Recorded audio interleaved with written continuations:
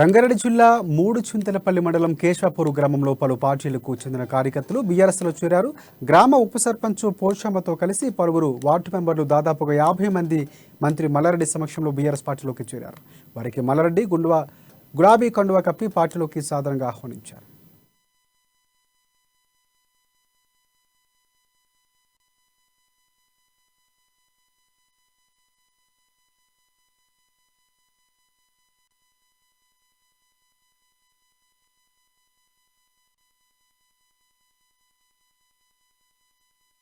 మేడ్చల్ నియోజకవర్గంలో ఎవ్వరికి కూడా కాంగ్రెస్ వాళ్ళకు కానీ ఇంకెవరికే కానీ డిపాజిట్ రాదు. ఛాలెంజ్ చేస్తున్నారు.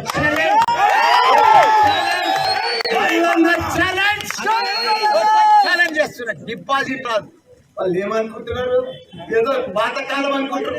75 ఏళ్ళ స్వాతంత్రం వచ్చి 56 ఏళ్ళు పరిపాలించిన కాంగ్రెస్ ఏం చేసినా వాళ్ళు ఉద్ధరించినారు.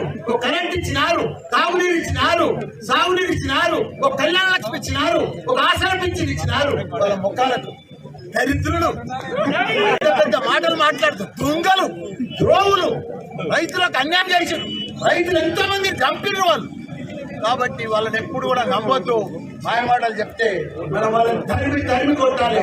మేడ్చల్ నియోజకవర్గంలో ఎవ్వరికి కూడా కాంగ్రెస్ వాళ్ళకు కానీ ఇంకెవరికే కానీ